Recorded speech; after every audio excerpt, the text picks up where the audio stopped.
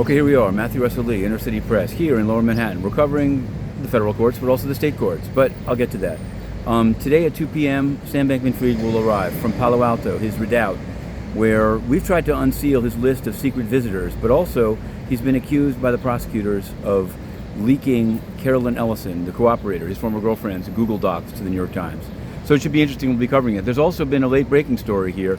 Joe Lewis of Tavistock has been indicted, arrested this morning, and will be presented in magistrate's court. We'll be doing that one too live, hopefully not at the same 2 o'clock.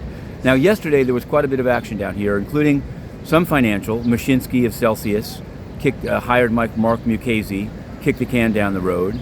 There was El Pollo, the famous Venezuelan spy chief, who then went with Guaido and is now ready, he says, to spill the beans on Lula, Kirchner, Zelaya, a lot of people. And so we've asked the United Nations about that, and I'll turn to that in a moment. There was also the 30-month sentence to one of the 4 people charged in the death of Michael K. Williams. His nephew said that there should be compassion, that there was system involved. 30 months on a guideline of 168. What else did we cover? We covered a number of things. Tim Shea got 61 months, and Dr. Robert Hadden, the dirty doctor of Columbia University, got 20 years and Columbia denounced outside the courthouse.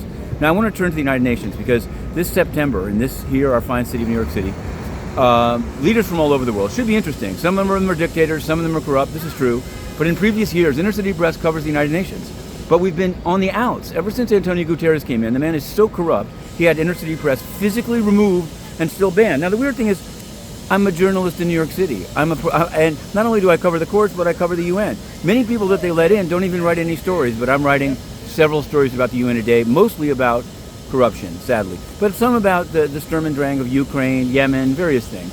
So we've applied to re-enter more than a month ago, June 19th, and there's been no answer at all. Melissa Fleming is an American U.S. official who believes that she can thumb her nose at the First Amendment.